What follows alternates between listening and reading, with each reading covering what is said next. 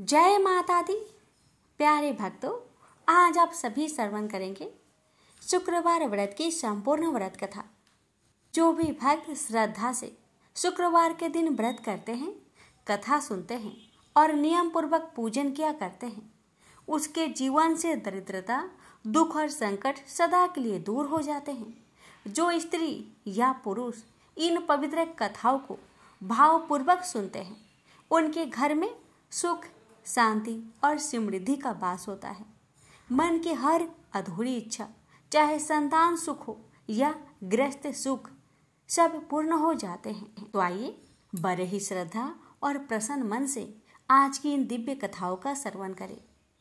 माता रानी आप सभी भक्तों की हर मनोकामना को पूर्ण करे, यही हमारी प्रार्थना है। प्रेम से बोलिए जय माता दी। एक बूढ़ी औरत थी जो प्रत्येक दिन नित्य सुबह उठकर घर आंगन को साफ करके, स्नान करके पूरे विधि विधान के साथ शुक्र भगवान की पूजा अर्चना करती थी। एक बार की बात है, उस बूढ़ी औरत को अपने शहर से बाहर जाना था, तो उसने अपने बहू से कहा कि ये बहू, प्रत्येक शुक्रवार को सुबह उठकर नहाने के बाद शुक्र भगवान की पूजा पाठ किया करना। बहू ने अपनी सासू माँ को कहा, चिंता मत कीजिए माँ जी, मैं हर शुक्रवार को पूजा अवश्य किया करूंगी।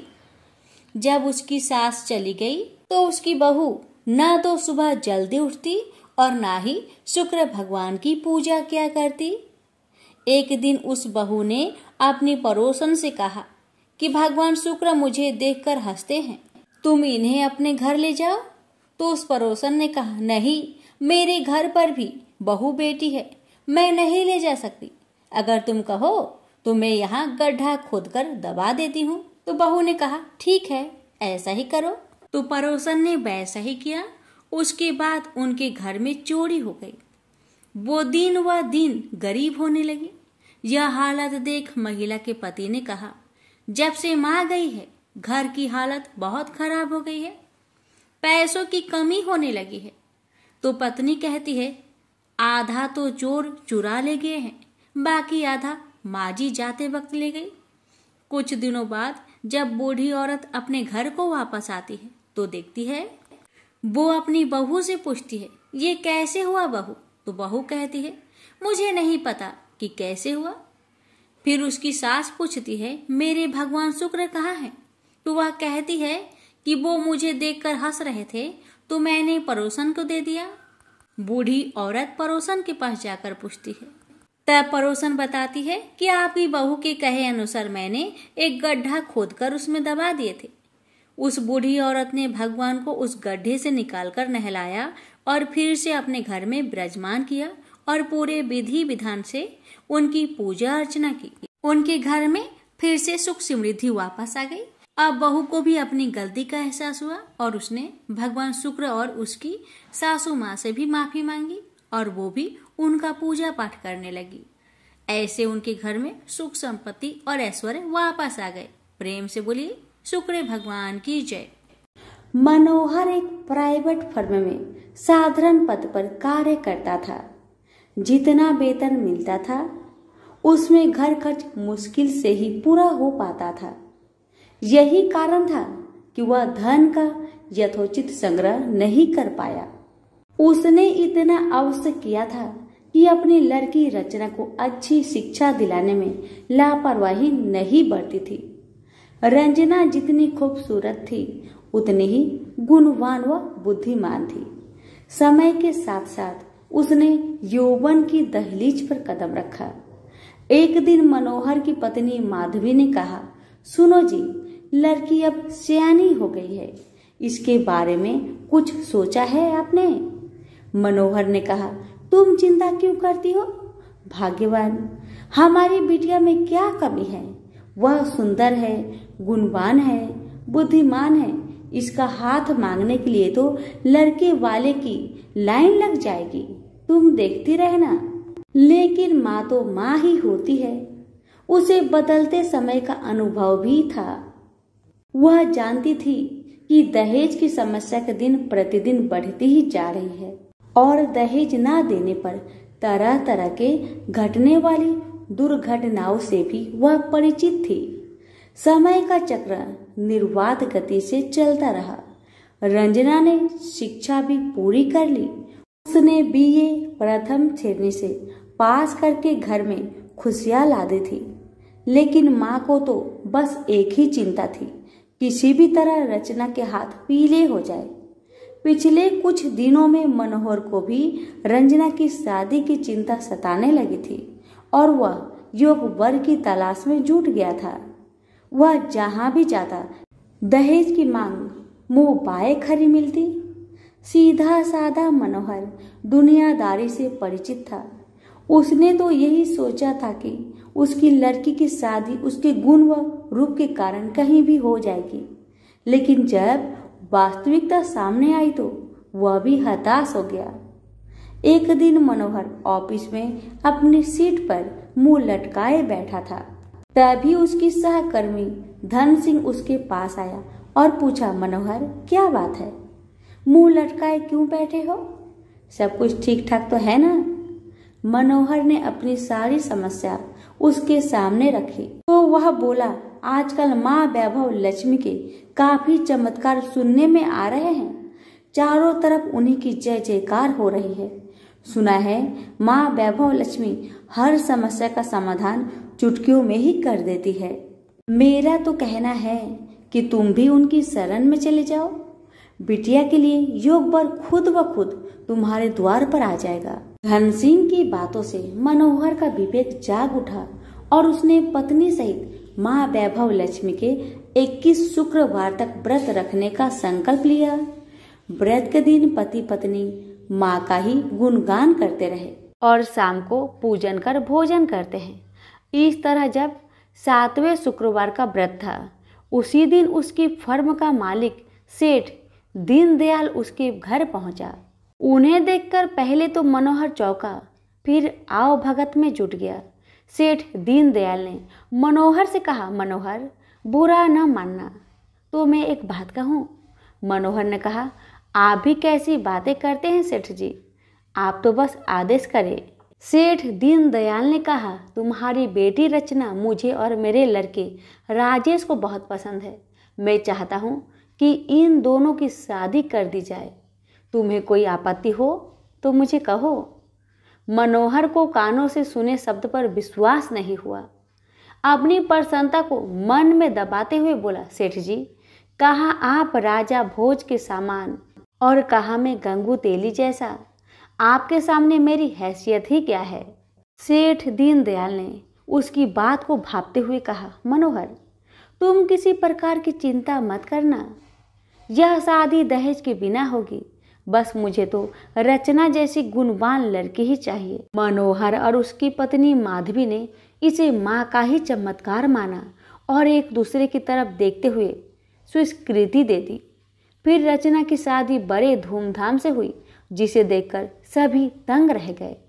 शादी के बाद मनोहर और उसकी पत्नी 21 शुक्रवार व्रत पूरे किए। व्रत के अंतिम दिनों दोनों ने 21 कन्याओं को भोजन कराया तथा माँ वैभव लक्ष्मी का विधिवत पूजन कर व्रत कथा की 21 पुस्तकें माँ के श्रद्धालु भक्तों में बांटी। माँ की कृपा से मनोहर माधवी सुखपूर्वक रहने लगे। इधर 9 माह बाद रचना को पुत्र रत्न की प्राप्ति हुई। ये सब माँ के चमत्कार की बदौलत ही संभव हो पाया था। तो सभी मिलकर बोलिए, माँ वैभव लक्ष्मी की जय। कथा अच्छी लगे तो दूसरों को शेयर अवश्य करें। कथा। किसी गांव में अनेक लोग रहा करते थे और सभी अपने अपने कामों में मग्न रहते थे। किसी को किसी का चिंता फिक्री परवाह था ही नहीं, सब अपने से ही मतलब रखते थे। इसी कारण से भजन कीर्तन, भक्ति भाव, दया माया, परोपकार जैसे संस्कार कम हो गए। उस गांव में बुराइयां बढ़ गई थी। शराब, जुआ, रेस, व्यभिचार, चोरी डकैती वगैरह बहुत गुना शहर में होता रहता था। इसके बावजूद उस गांव में कुछ अच्छे लोग भी रहा करते थे। ऐसे ही लोगों में शीला और उनके पति की गृहस्थी मानी जाती थी। शीला बहुत धार्मिक प्रवृत्ति की थी और उसका स्वभाव संतोषी था। उनका पति भी विवेकी और सुशील था। शीला और उसका पति कभी किसी की बुराई नहीं किया करते थे और प्रभु भजन में अच्छी तरह समय व्यतीत करते थे।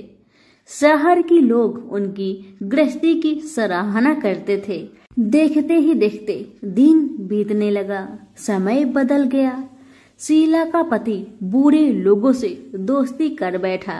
अब होना क्या था वो तो हम सभी जानते हैं। अच्छे संगति का असर हमेशा अच्छा ही होता है, बुरा संगति का असर हमेशा बुरा ही होता है।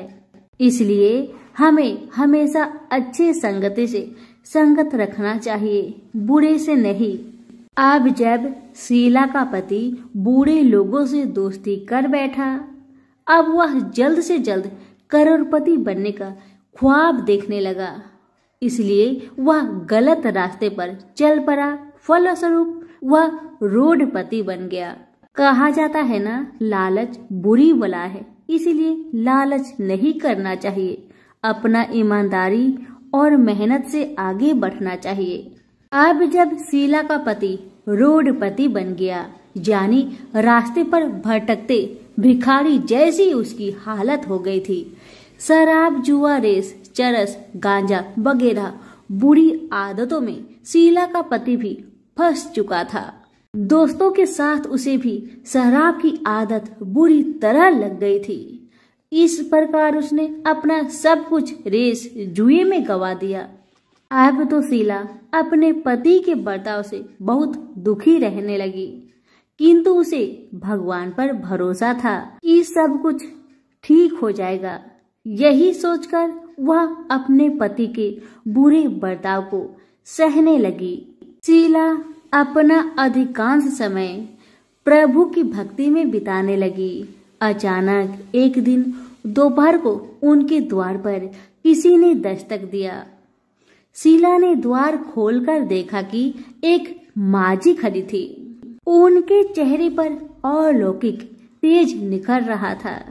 उनकी आंखों में से मानो अमृत की वर्षा हो रहा था। उनका भव्य चेहरा करुणा और प्यार से छलक रहा था। उनको देखते ही शीला के मन में अपार शांति छा गई। सारी चिंता मिट गई। शीला के रोम रोम में आनंद छा गया। शीला उस माजी को आदर के साथ अपने घर ले आई। दुख का बात यह था कि शीला के घर में बैठाने के लिए कुछ भी नहीं था कि माजी को किस पर बैठाया जाए। बेचारी यह सोच विचार के उसने एक सकुचाकर एक फटी हुई चादर पर उनको बिठाया और शीला ने कहा, माजी, मेरे घर में और कुछ भी नहीं है जो मैं आपको बैठा सकूं, इसलिए माँ मुझे माफ करना, मैं आपको फटी हुई चादर पर बैठा रही हूँ। माँ तो शीला की बातों से मंद मंद मुस्कुरा रही थी। माँ तो शीला की हर कहानी को जानती थी कि उसका पति उसके साथ कैसा व्यवहार कर रहा है। बेचारी कितने दुख में है। शीला के बातें सुन माजी प्रेम भरी शब्दों से बोली, शीला, क्यों मुझे तुमने पहचाना नहीं? हर शुक्रवार को लक्ष्मी जी के मंदिर में भजन कीर्तन के समय मैं ही तो वहां आती हूँ। इसके बावजूद शीला कुछ नहीं समझ पा रही थी। फिर माजी ने कहा, तुम बहुत दिनों से मंदिर नहीं आ रही हो, अतः मैंने सोचा चलो मैं ही देख लेती हूँ। माजी के अति प्रेम भरे शब्दों से शीला का हृदय पिघल गया। उसकी आंखों में आंसू आ गए और वह बिलख बिलख कर जोर जोर से रोने लगी। शीला को रोते देखकर माजी ने कहा, बेटी, सुख और दुख तो धूप और छाव जैसे होते हैं। धैर्य रखो बेटी, धैर्य रखो। और तुझे क्या परेशानी है, मुझे सारी परेशानी बता दे। माँ जी के व्यवहार से शीला को काफी संबल मिला और सुख की आस में उसने माँ जी को अपनी सारी दुख की कहानी सुना दी। कहानी सुनकर माँ जी ने कहा, कर्म की गति न्यारी होती है। हर इंसान को अपने कर्म भुगतने ही पड़ते हैं। इसलिए बेटी तू चिंता मत कर, अब तू कर्म भुगत चुकी है। अब तुम्हारे सुख के दिन अवश्य आएगी। तू माँ लक्ष्मी जी की भक्त है। माँ लक्ष्मी जी तो प्रेम और करुणा की अवतार है। वे अपनी भक्तों पर हमेशा ममता छिड़कती है। इसलिए तू धैर्य रखकर माँ लक्ष्मी का व्रत कर, इससे सब कुछ ठीक हो जाएगा। तुम्हारा दुख दर्द सब समाप्त हो जाएगा और तुम्हारे घर में अन्न धन का भंडार भर जाएगा। बस श्रद्धा भक्ति से माँ लक्ष्मी का व्रत करो। माँ जी की बात सुन शीला पूछने लगी, माँ व्रत की विधि तो मुझे पता नहीं। तब माँ जी ने उसे व्रत की सारी विधि भी बताई। माँ जी ने कहा, बेटी माँ लक्ष्मी जी का व्रत बहुत सरल है। उसे वर लक्ष्मी व्रत या वैभव लक्ष्मी व्रत कहा जाता है। यह व्रत करने वाले की सब मनोकामना पूरी होती है।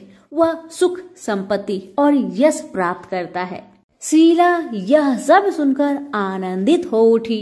शीला ने संकल्प करके आंखें खोली तो सामने कोई नहीं था। वह विस्मित हो गई कि माँ जी कहाँ गई? अभी तो माँ जी मेरे सामने खड़ी थी। शीला को तत्काल यह समझने में देर नहीं लगी कि माँ जी कोई और नहीं, साक्षात माँ लक्ष्मी ही थी। दूसरे दिन शुक्रवार था। सवेरे स्नान करके स्वच्छ कपड़े पहनकर शीला ने माँ जी द्वारा बताई विधि से पूरे मन से श्रद्धा भक्ति से व्रत किया और आखिर में प्रसाद वितरण हुआ। यह प्रसाद पहले पति को खिलाया। प्रसाद खाते ही पति के स्वभाव में फर्क पड़ गया। माँ लक्ष्मी की कृपा से उसका पति जिस दिन प्रसाद खाया उस दिन अपनी पत्नी को मारा पीटा नहीं, सताया भी नहीं। शीला को बहुत अच्छा लगा। शीला के मन में तो अब पहले से भी ज्यादा वैभव लक्ष्मी व्रत के लिए श्रद्धा बढ़ गई। शीला ने पूर्ण श्रद्धा भक्ति के साथ 21 शुक्रवार तक वैभव लक्ष्मी व्रत किया। 21वें शुक्रवार को माँ जी के कहे मुताबिक उद्धापन विधि करके 7 स्त्रियों को वैभव लक्ष्मी व्रत की 7 पुस्तक उपहार में दी। फिर माता जी के धन लक्ष्मी स्वरूप की छवि को बंधन करके भाव से मन ही मन प्रार्थना करने लगी, हे माँ धन लक्ष्मी, मैंने आपका वैभव लक्ष्मी व्रत करने की मन्नत मानी थी। वह व्रत आज पूर्ण किया है। हे माँ, मेरी हर विपत्ति को दूर करो, हमारा सबका कल्याण करो। जिसे संतान ना हो माँ उसे संतान देना। सौभाग्यवती स्त्री का सौभाग्य को माँ अखंड रखना। कुंवारी लड़कियों को मन भावन पति देना। जो आपका यह चमत्कारी वैभव लक्ष्मी व्रत करे उनकी सब विपत्ति को दूर करना, सभी को सुखी रखना। हे माँ, आपकी महिमा अपार है। ऐसा बोलकर लक्ष्मी जी के धन लक्ष्मी स्वरूप की छवि को प्रणाम किया। व्रत के प्रभाव से शीला का पति अच्छा इंसान बन गया और अब शीला का पति मेहनत करके व्यवसाय करने लगा।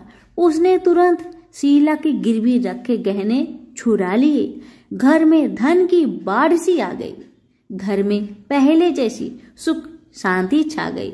वैभव लक्ष्मी व्रत का प्रभाव देखकर मोहल्ले की दूसरी स्त्रियां भी विधि पूर्वक वैभव लक्ष्मी व्रत करने लगी। सभी प्रेम से बोले, वैभव लक्ष्मी माता की जय हो। आइए अब जानते हैं वैभव लक्ष्मी व्रत का उद्धापन विधि। 7, 11 या 21 जितने भी शुक्रवार की मन्नत मांगी हो उतने शुक्रवार तक यह व्रत पूरी श्रद्धा तथा भावना के साथ करना चाहिए। आखिरी शुक्रवार को इसका शास्त्रीय विधि के अनुसार उद्धापन करना चाहिए। आखिरी शुक्रवार को प्रसाद के लिए खीर बनानी चाहिए। जिस प्रकार हर शुक्रवार को हम पूजन करते हैं वैसे ही करना चाहिए। पूजन के बाद माँ के सामने एक श्रीफल फोड़े, फिर कम से कम 7 कुंवारी कन्या या सौभाग्यशाली स्त्रियों को कुमकुम का तिलक लगाकर माँ वैभव लक्ष्मी व्रत कथा की किताब की एक प्रति उपहार में देनी चाहिए और सबको खीर का प्रसाद देना चाहिए। इसके बाद माँ लक्ष्मी जी को श्रद्धा सहित प्रणाम करना चाहिए। फिर माता जी के धन लक्ष्मी स्वरूप की छवि को वंदन करके भाव से मन ही मन प्रार्थना करें, हे माँ धन लक्ष्मी, मैंने आपका वैभव लक्ष्मी व्रत करने की मन्नत मानी थी। यह व्रत आज पूर्ण किया है। हे माँ, हमारी मनोकामना पूर्ण करे, हमारी हर विपत्ति को दूर करे, हम सबका कल्याण करे। जिसे संतान ना हो उसे संतान देना, सौभाग्यवती स्त्री का सौभाग्य अखंड रखना, कुंवारी लड़की को मन भावन पति देना। जो आपका यह चमत्कारी वैभव लक्ष्मी व्रत करे उनकी सब विपत्ति दूर करना, सभी को सुखी करना। हे माँ, आपकी महिमा अपार है, आपकी जय हो। ऐसा बोलकर लक्ष्मी के धन लक्ष्मी स्वरूप की छवि को प्रणाम करे। सभी प्रेम से बोलिए, वैभव लक्ष्मी माता की जय हो। एक समय की बात है, काशी निवासी धनंजय की पत्नी का नाम सुलक्षणा था। उसे अन्य सब सुख प्राप्त थे, केवल निर्धनता ही उसके दुख का एकमात्र कारण था।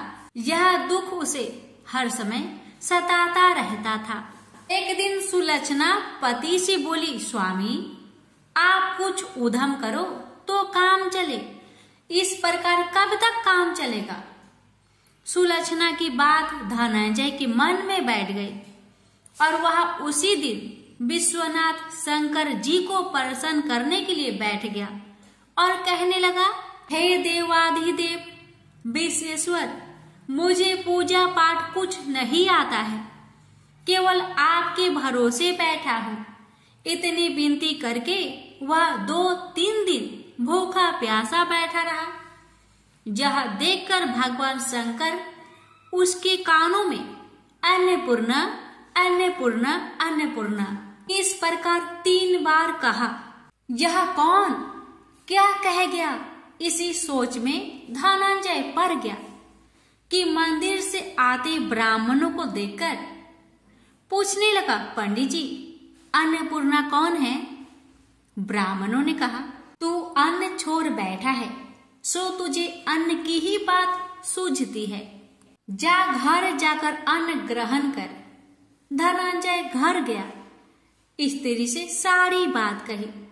वह बोली, नाथ, चिंता मत करो, स्वयं शंकर जी ने आपको यह मंत्र दिया है, वे स्वयं ही खुलासा करेंगे, आप फिर जाकर उनकी आराधना करो। धनंजय फिर जैसा कि तैसा पूजा में बैठ गया। रात्रि में शंकर जी ने आज्ञा दी और कहा, तू पूर्व दिशा में चला जा। वह अन्नपूर्णा का नाम जपता जाता और रास्ते में फल खाता, झरनों का पानी पीता जाता। इस प्रकार कितने ही दिनों तक चलता गया। वहां उसे चांदी सी चमकती वन की शोभा देखने में आई। सुंदर सरोवर देखने में या उसके किनारे कितनी ही अप्सराएं झुंड बनाए बैठी थी। एक कथा सुनती और सब मिलकर माँ अन्नपूर्णा इस प्रकार बार बार कहती थी। यह अगहन मास की उजेली रात्रि थी और आज से ही व्रत का आरंभ था। जिस शब्द की खोज करने वहां निकला था वह उसे वहां सुनने को मिला।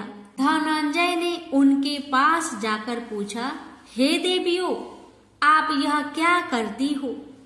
उन सब ने कहा, हम सब माँ अन्नपूर्णा का व्रत करती हैं। धनंजय ने पूछा, व्रत पूजा करने से क्या होता है? यह किसी ने किया भी है? इसे कब किया जाए? कैसा व्रत है और कैसी विधि है? मुझसे भी विस्तार से बताओ। वे कहने लगे, इस व्रत को सब कोई कर सकते हैं।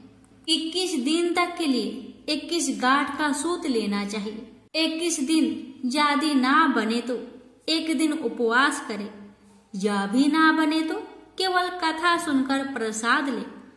निराहार रहकर कथा कहे, कथा सुनने वाला कोई ना मिले तो पीपल के पत्तों को रख सुपारी या घृत कुमारी वृक्ष को सामने कर, दीपक को साक्षी कर, सूर्य गाय तुलसी या महादेव को बिना कथा सुनाए मुख में दाना न डाले। यदि भूल से कुछ पड़ जाए तो एक दिवस फिर उपवास करे। व्रत के दिन क्रोध ना करे और झूठ ना बोले। धनंजय बोला, इस व्रत के करने से क्या होगा? वे कहने लगी, इसके करने से अंधों को नेत्र मिले, लुल्लों को हाथ मिले, निर्धन के घर धन आए, बाझीन को संतान मिले, मूर्ख को विद्या आए। जिस कामना से व्रत करे माँ उसकी इच्छा पूरी करती है। वह कहने लगा, बहिनों, मेरे पास भी धन नहीं है, विद्या नहीं है, कुछ भी तो नहीं है। मैं तो दुखिया ब्राह्मण हूँ, मुझे इस व्रत का सूत दोगी? हाँ भाई, तेरा कल्याण हो, हम तुम्हें अवश्य देंगे। ले इस व्रत का मंगल सूत्र ले। धनंजय ने व्रत किया, व्रत पूरा हुआ। तभी सरोवर में से 21 खंड की स्वर्ण सीरी हीरा मोती जरी हुई प्रकट हुई। धनंजय अन्नपूर्णा अन्नपूर्णा कहता जाता था। इस प्रकार कितनी ही सीढ़ियां उतर गया तो क्या देखता है कि करोड़ों सूर्य से प्रकाशमान अन्नपूर्णा का मंदिर है। उसके सामने स्वर्ण सिंहासन पर माता अन्नपूर्णा विराजमान है। सामने भिक्षा हेतु शंकर भगवान खड़े हैं। देवंगनाएं चवर डुलाती है, कितने ही हथियार बंधे पहरा देती हैं। धनंजय दौड़कर जगदम्बा के चरणों में गिर गया। देवी उसके मन का कलेश जान गई। धनंजय कहने लगा, माता, आप तो अंतर्यामी हो, आपको अपनी दशा क्या बताओ? माता बोली, मेरा व्रत किया है, क्या संसार तेरा सत्कार करेगा। माता ने धनंजय की जिह्वा पर बीज मंत्र लिख दिया। अब तो उसके रोम रोम में विद्या प्रकट हो गई। इतने में क्या देखता है कि वह काशी विश्वनाथ के मंदिर में खड़ा है। माँ का वरदान ले धनंजय घर आया। सुलक्षणा से सब बात कही। माता जी की कृपा से उसके घर में संपत्ति उमड़ने लगी। छोटा सा घर बहुत बड़ा गिना जाने लगा। जैसे शहद के छत्ते में मक्खियां जमा होती है, उसी प्रकार अनेक सगे संबंधी आकर उसकी बड़ाई करने लगे। कहने लगे, इतना धन और इतना बड़ा घर, सुंदर संतान नहीं तो इस कमाई का कौन भोग करेगा। सुलक्षणा से संतान नहीं है, इसलिए तुम दूसरा विवाह करो। अनिच्छा होते हुए भी धनंजय को दूसरा विवाह करना पड़ा और सती सुलक्षणा को सौत का दुख उठाना पड़ा। इस प्रकार दिन बीतते गए। फिर अगहन मास आया। नए बंधन से बंधे पति से सुलक्षणा ने कहलाया कि हम व्रत के प्रभाव से सुखी हुए हैं, इस कारण यह व्रत छोड़ना नहीं चाहिए। यह माता जी का प्रताप है जो हम इतने संपन्न और सुखी हैं। सुलक्षणा की बात सुन धनंजय उसके यहाँ आया और व्रत में बैठ गया। नई बहू को इस व्रत की खबर नहीं थी। वह धनंजय के आने की राह देख रही थी। दिन बीतते गए और व्रत पूर्ण होने में 3 दिवस बाकी थे कि नई बहू को खबर पड़ी। उसके मन में ईर्ष्या की ज्वाला दहक रही थी। सुलक्षणा के घर आ पहुंची और उसने वहां भगदड़ मचा दी। वह धनंजय को अपने साथ ले गई। नए घर में धनंजय को थोड़ी देर के लिए निद्रा ने आ दबाया। इसी समय नई बहू ने उसका व्रत का सूत तोड़कर आग में फेंक दिया। अब तो माता जी का कोप जाग गया। घर में अकस्मात आग लग गई। सब कुछ जलकर खाक हो गया। सुलक्षणा जान गई और पति को फिर अपने घर ले आई। नई बहू रूठकर पिता के घर जा बैठी। पति को परमेश्वर मानने वाली सुलक्षणा बोली, नाथ, घबराना नहीं, माता जी की कृपा अलौकिक है, पुत्र कुपुत्र हो जाता है, पर माता कुमाता नहीं होती। अब आप श्रद्धा और भक्ति से आराधना शुरू करो, वे जरूर हमारा कल्याण करेगी। धनंजय फिर माता के पीछे पड़ गया। फिर वही सरोवर सीढ़ी प्रकट हुई, उसमें माँ अन्नपूर्णा कहकर वह उतर गया। वहां जा माता जी के चरणों में रुदन करने लगा। माता प्रसन्न हो बोली, यह मेरी स्वर्ण की मूर्ति ले, उसकी पूजा करना, तू फिर सुखी हो जाएगा। जा, तुझे मेरा आशीर्वाद है। तेरी स्त्री सुलक्षणा ने श्रद्धा से मेरा व्रत किया है, उसे मैंने पुत्र दिया है। धनंजय ने आंखें खोली तो खुद को काशी विश्वनाथ के मंदिर में खड़ा पाया। वहां से फिर उसी प्रकार घर को आया। इधर सुलक्षणा के दिन चढ़े और महीने पूरे होते ही पुत्र का जन्म हुआ। गांव में आश्चर्य की लहर दौड़ पड़ी। इस प्रकार उसी गांव के निसंतान सेठ के पुत्र होने पर उसने माता अन्नपूर्णा का मंदिर बनवा दिया। उसमें माताजी धूमधाम से पधारी, यज्ञ किया और धनंजय को मंदिर के आचार्य का पद दे दिया। जीविका के लिए मंदिर की दक्षिणा और रहने के लिए बड़ा सुंदर सा भवन दिया। धनंजय स्त्री पुत्र सहित वहां रहने लगा। माताजी की चढ़ावे में भरपूर आमदनी होने लगी। उधर नई बहू के पिता के घर डाका पड़ा, सब लुट गया। वे भीख मांगकर पेट भरने लगे। सुलक्षणा ने यह सुना तो उन्हें बुला भेजा, अलग घर में रख लिया और उनके अन्य वस्त्र का प्रबंध कर दिया। धनंजय, सुलक्षणा और उसका पुत्र माताजी की कृपा से आनंद से रहने लगे। माताजी ने जैसे इनके भंडार भरे, वैसे सबके भंडार भरे। प्रेम से बोलिए, अन्नपूर्णा माताजी की जय। हर हर महादेव। माता पार्वती की जय। एक बुढ़िया माई थी, उसके 7 लड़के थे। 6 कमाने वाले थे और एक निकम्मा था, कमाता कुछ नहीं था। बुढ़िया माई अपने 6 बेटों के लिए भोजन बनाती थी और उनको भोजन कराती, और उनसे जो कुछ जूठन बचती वह 7वें बेटे को देती थी। एक दिन 7वां बेटा अपनी पत्नी से बोला, देखो मेरी माँ को मुझ पर कितना प्रेम है। वह बोली, क्यों नहीं, सबका जो जूठा तुमको खिलाती है। वह बोला, ऐसा नहीं हो सकता। मैं जब तक अपनी आंखों से ना देख लूं, मैं मान नहीं सकता कि मेरी माँ मेरे साथ ऐसा कर सकती है। कुछ दिन बाद त्योहार आया। घर में 7 प्रकार के भोजन और चूरमे के लड्डू बने। अब सबसे छोटे लड़के ने, यानी कि 7वें लड़के ने, अपना सिर दुखने का बहाना बनाया और पतला चादर ओढ़कर रसोई घर में सो गया, ये देखने के लिए कि मेरी माँ मुझे जूठे भोजन देती है या फिर बनाई हुई ताजी भोजन देती है। लड़का झूठ मूठ का सोने के नाटक करके रसोई घर में सोया हुआ है। वह पतले चादर के अंदर से सब कुछ देख रहा था। तभी 6 भाई भोजन करने आए। उसने देखा माँ ने उनके लिए सुंदर आसन बिछाया, नाना प्रकार की रसोई परोसी और आग्रह करके उन्हें जिमाया, और वह देखता रहा। तब 6 भाइयों ने भोजन करके उठा। तब माँ ने क्या किया कि उनकी बची हुई भोजन, जूठी भोजन थालियों में से इकट्ठा करके सभी लड्डुओं के टुकड़ों को उठाकर एक लड्डू बनाया और सभी जूठन को साफ करके बुढ़िया ने अपने सबसे छोटे लड़के को पुकारा, बेटा 6 भाई भोजन करके चले गए, अब तू ही बाकी है, उठ और खाना खा ले।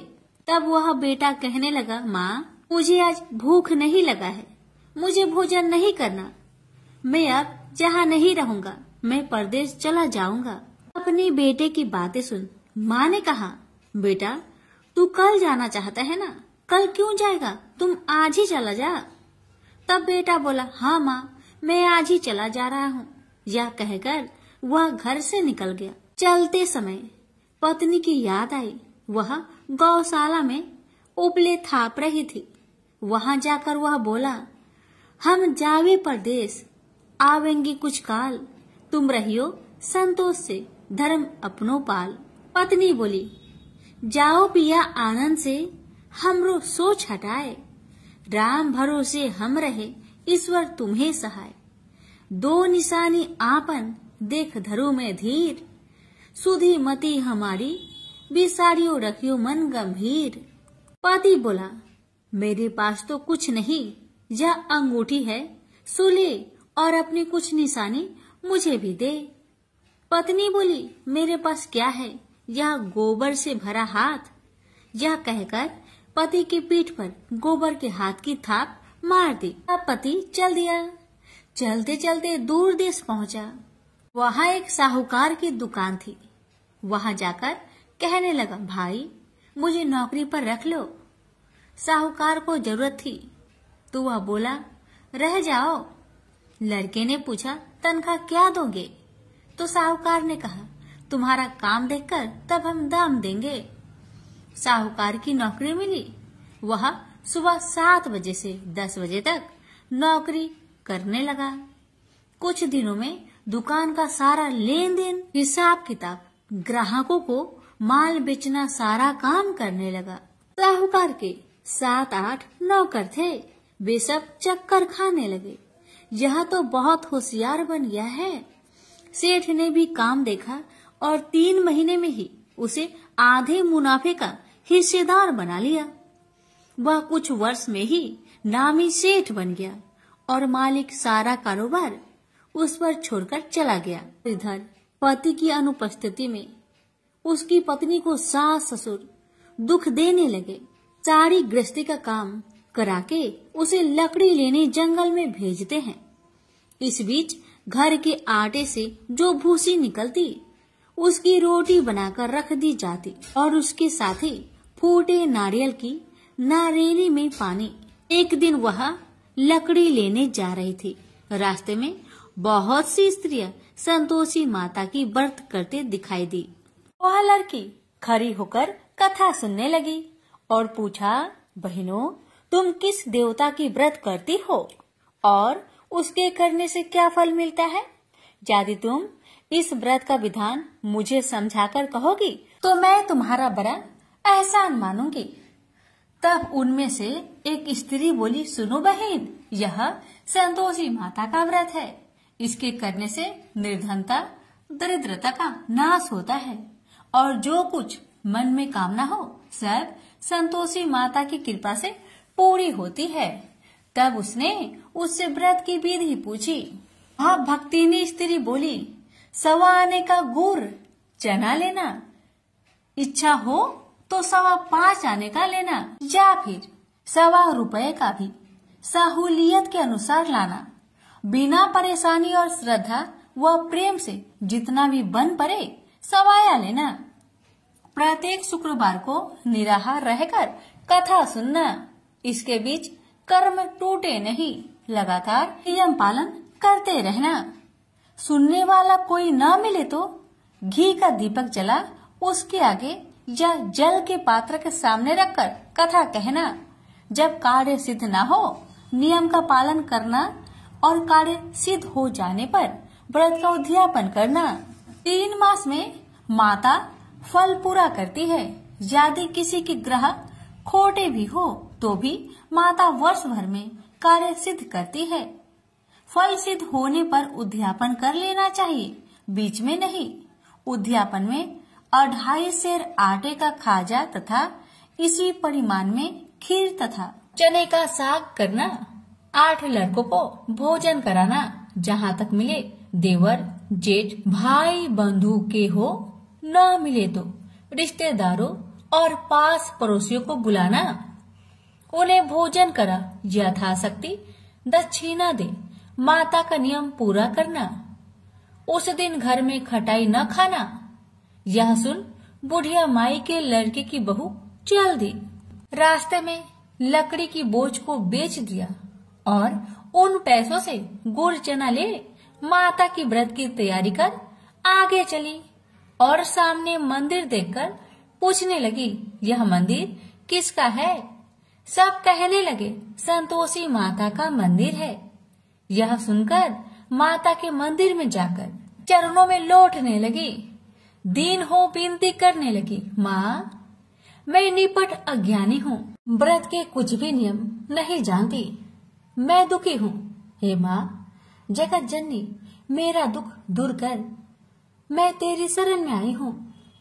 माता को दया आई। एक शुक्रवार बीता कि दूसरे को उसके पति का पत्र आया और तीसरे शुक्रवार को उसका भेजा हुआ पैसा आ पहुंचा। यह देख जेठ जेठानी मुंह से रोकने लगी। लड़के ताने देने लगे। काकी के पास पत्र आने लगे, रुपया आने लगा। अब तो काकी की खातिर बढ़ेगी। बेचारी सरलता से कहती, भैया कागज आवे रुपया आवे, हम सब के लिए अच्छा है। ऐसा कहकर आंखों में आंसू भरकर संतोषी माता के मंदिर में आ मातेश्वरी के चरण में गिरकर रोने लगी। माँ मैंने तुमसे पैसा कब मांगा है माँ? मुझे पैसे से क्या काम है माँ? मुझे तो अपने सुहाग से काम है। मैं तो अपनी स्वामी के दर्शन मांगती हूँ माँ। तब माता ने प्रसन्न होकर कहा, जा बेटी तेरा स्वामी आएगा। यह सुनकर खुशी से बावली होकर घर जा पहुंची। अपना काम काज करने लगी। अब संतोषी माँ विचार करने लगी, इस भोली पुत्री को मैंने कह तो दिया कि तेरा पति आएगा, लेकिन कैसे? वह तो इसे सपने में भी याद नहीं करता। उसे याद दिलाने को मुझे ही जाना पड़ेगा। इस तरह माता जी उस बुढ़िया के बेटे के पास जा सपना में प्रकट हो कहने लगी, साहूकार के बेटे तुम सो रहा है या जागता है? वह कहने लगा, माता मैं सोता भी नहीं जागता भी नहीं, कहो क्या आज्ञा है? माता कहने लगी, तेरे घर बार कुछ है कि नहीं? वह बोला, मेरे पास सब कुछ है माँ। माँ बाप है, पत्नी है, क्या कमी है माँ? माँ बोली, भोले पुत्र तेरी पत्नी घोर कष्ट उठा रही है। तेरे माँ बाप उसे परेशान कर रहे हैं। वह तेरे लिए तरस रही है, तू उसकी सुधि ले। वह बोला, हाँ माता जी यह तो मालूम है, परंतु जाऊं तो कैसे? परदेश की बात है, लेन देन का कोई हिसाब नहीं है, कोई जाने का रास्ता भी नहीं आता, कैसे चला जाऊं? माँ कहने लगी, मेरी बात मान, सवेरे नहा धोकर संतोषी माता का नाम ले, घी का दीपक जला, दंडवत कर दुकान पर बैठ। देखते देखते तेरा सारा लेन देन चुक जाएगा, जमा का माल बिक जाएगा, साँझ होते होते धन का भारी ढेर लग जाएगा। माता की बात मानकर वह नहा धोकर संतोषी माता को दंडवत घी का दीपक जला। थोड़ी देर में देने वाले रुपए लाने लगे, लेने वाले हिसाब लेने लगे। कोठे में भरे सामान की खरीदारी नगद दाम में दे सौदा करने लगे। शाम तक धन का भारी ढेर लग गया। मन में माता का नाम ले चमत्कार देख प्रसन्न होकर घर ले जाने के वास्ते गहना कपड़ा सामान खरीदने लगा। यह काम से निपट तुरंत घर को रवाना हुआ। उधर उसकी पत्नी जंगल में लकड़ी लेने जाती है। लौटते वक्त माता जी के मंदिर में विश्राम करती है। वह तो उसके प्रतिदिन रुकने का जो स्थान ठहरा। धूल उड़ती देख वह माता से पूछती है, हे माता यह धूल कैसे उड़ रही है? माता कहती है, हे पुत्री तेरा पति आ रहा है, अब तू ऐसा कर लकड़ियों के 3 बोझ बना ले, एक नदी के किनारे रख और दूसरा मेरे मंदिर पर, वह तीसरा अपने सिर पर। तेरे पति को लकड़ियों का गट्टर देख मोह पैदा होगा, वह यहाँ रुकेगा, नाश्ता पानी खाकर माँ से मिलने जाएगा। तब तू लकड़ियों का बोझ उठाकर जाना और चौक में गट्टर डालकर जोर से आवाज देकर कहना, लो सासू जी लकड़ियों का गट्टर लो, भूसी की रोटी दो, नारियल की खोपरे में पानी दो, आज मेहमान कौन आया है? माता जी बहुत अच्छा कहकर वह प्रसन्न मन से लकड़ियों के 3 गट्टर बनाई, एक नदी के किनारे पर और एक माता जी के मंदिर पर रखा। इतने में मुसाफिर आ पहुंचा। सूखी लकड़ी देख उसकी इच्छा उत्पन्न हुई कि हम यहीं पर विश्राम करें और भोजन बनाकर खा पी कर गाँव जाए। इसी तरह रुककर भोजन बना, विश्राम करके गाँव को गया। सबसे प्रेम से मिला। उसी समय सिर पर लकड़ी का गट्टर लिए वह उतावली सी आती है। लकड़ियों का भारी बोझ आंगन में डालकर जोर से 3 आवाज देती है। लो सासू जी, लकड़ियों का गट्टर लो, भूसी की रोटी दो, आज मेहमान कौन आया है। यह सुनकर उसकी सास बाहर आकर अपने दिए हुए कष्टों को भुलाने हेतु कहती है, बहू ऐसा क्यों कहती है, तेरा मालिक ही तो आया है। आ बैठ, मीठा भात खा, भोजन कर, कपड़े पहन, गहने पहन। उसकी आवाज सुन उसका पति बाहर आता है। अंगूठी देख व्याकुल हो जाता है और माँ से पूछता है, माँ यह कौन है। माँ ने कहा, बेटा यह तेरी पत्नी है। जब से तू गया है तब से सारे गांव में भटकती फिरती है, घर का कामकाज कुछ नहीं करती, 4 पहर आकर खा जाती है। वह बोला, ठीक है माँ, मैंने इसे भी देखा और तुम्हें भी। अब दूसरे घर की ताली दो, मैं उसमें रहूंगा। माँ बोली, ठीक है, जैसी तेरी मर्जी। तब वह दूसरे मकान की 3री मंजिल का कमरा खोल सारा सामान जमाया। एक दिन में ही राजा के महल के जैसा ठाट बाट बन गया। अब क्या था, बहू सुख भोगने लगी। इतने में शुक्रवार आया। उसने पति से कहा, मुझे संतोषी माता का व्रत उद्यापन करना है। पति बोला, खुशी से कर लो। वह उद्यापन की तैयारी करने लगी। जेठानी के लड़कों को भोजन के लिए कहने गई। उन्होंने मंजूर किया, परंतु पीछे से जेठानी ने अपने बच्चों को सिखाया, देखो भोजन के समय खटाई मांगना, जिससे उसका उद्यापन पूरा ना हो। अब तो बच्चे जिमने आए, खीर खाना पेट भर के खाए, परंतु बाद में खाते ही कहने लगे, हमें खटाई दो, खीर खाना हमको नहीं भाता। देखकर आरुचि होती है। वह कहने लगी, भाई खटाई किसी को नहीं दी जाएगी, यह माँ संतोषी का प्रसाद है। लड़के उठ खड़े हुए, बोले, पैसे लाओ। भोली बहू कुछ जानती नहीं थी, वह उन बालकों को पैसे दे दिए। लड़के उसी समय हट करके इमली खटाई ले खाने लगे। यह देखकर बहू पर माताजी ने कोप किया। राजा के दूत उसके पति को पकड़कर ले गए। जेठ जेठानी मन माने वचन कहने लगे, लूट लूट कर धन इकट्ठा कर लाया है, अब सब मालूम पड़ जाएगा जब जेल की मार खाएगा। बहू से यह सहन नहीं हुआ। रोती हुई बहू माताजी के मंदिर गई। कहने लगी, हे माता, तुमने क्या किया, हंसाकर अब भक्तों को रुलाने लगी। माता बोली, बेटी तूने उद्यापन करके मेरा व्रत भंग किया है। वह कहने लगी, माता मैंने कुछ अपराध किया है क्या? मैंने तो भूल से लड़कों को पैसे दे दिए थे, मुझे क्षमा करो, मैं फिर तुम्हारा उद्यापन करूंगी। माँ बोली, अब भूल मत करना। माँ कहती है, अब भूल नहीं होगी, अब बतलाओ वो कैसे आएंगे। माँ बोली, जा पुत्री, तेरा पति तुझे रास्ते में आता मिलेगा। वह निकली, राह में पति आता मिला। वही पूछी, कहाँ गए थे? वह कहने लगा, इतना धन जो जमाया है उसका टैक्स राजा ने मांगा था, वह भरने गया था। वह परेशान हो बोली, भला हुआ, अब घर को चलो। कुछ दिन बाद फिर शुक्रवार आया। फिर वह बोली, मुझे माता का उद्यापन करना है। पति ने कहा, करो पत्नी। फिर जेठ के लड़कों को भोजन को कहने गई। ठानी ने 1-2 बातें सुनाई। सब लड़कों को सिखाने लगी, तुम सब लोग पहले ही खटाई मांगना। लड़के भोजन से पहले कहने लगे, हमें खीर नहीं खाना, हमारा जी बिगड़ता है, कुछ खटाई खाने को दो। वह बोली, खटाई किसी को नहीं मिलेगा, आना हो तो आओ। वह ब्राह्मण के लड़के को लाकर भोजन कराने लगी। यथाशक्ति दक्षिणा की जगह 1-1 फल उन्हें दिया। संतोषी माता प्रसन्न हुई। माता की कृपा होते ही 9वें मास में उसके चंद्रमा के समान सुंदर पुत्र प्राप्त हुआ।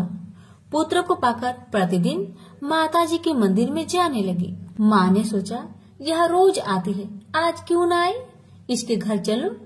यह विचार कर माता ने भयानक रूप बनाया। गुड़ चने से सना मुख, ऊपर सूर्य के समान होठ, उस पर मक्खियां भीन भीन कर रही थी। दहली पर पैर रखते ही उसकी सास चिल्लाई, देखो रे देखो, कोई चुड़ैल डाकिन चली आ रही है। लड़को इसे भगाओ, नहीं तो इसी को खा जाएगी। लड़के भागने लगे, चिल्लाकर खिड़की बंद करने लगे। बहू रोशनदान में देख रही थी, प्रसन्नता से पगली बन चिल्लाने लगी, आज मेरी माँ मेरे घर आई है, आज मेरी माता मेरे घर आई है। वह बच्चों को दूध पीने से हटाती थी। इतने में सास का क्रोध फट पड़ा। वह बोली, क्यों उतावली हुई है, बच्चे को पटक दिया। इतने में माँ के प्रताप से लड़के ही लड़के नजर आने लगे। वह बोली, माँ जिसका मैं व्रत करती हूँ, यह वही संतोषी माता है। सबने माता जी के चरण पकड़ लिए और विनती कर कहने लगे, हे माता, हम मूर्ख हैं, अज्ञानी हैं, तुम्हारे व्रत की विधि हम नहीं जानते। व्रत भंग कर हमने बड़ा अपराध किया है। जग माता, आप हमारा अपराध क्षमा करो। इस प्रकार माता प्रसन्न हुई, बहू को प्रसन्न हो जैसा फल दिया वैसा माता सबको दे। जो पढ़े उसका मनोरथ पूर्ण हो, जो सुने उसका भी मनोरथ पूर्ण हो। प्रेम से बोली संतोषी माता की जय। कथा कहने में अगर हमसे कोई भूल हुई हो, हे शुक्र भगवान, हे माता रानी, क्षमा कर कृपा करे और कथा सुनने वाले भक्तों की हर मनोकामना को पूर्ण करे। जय माता दी।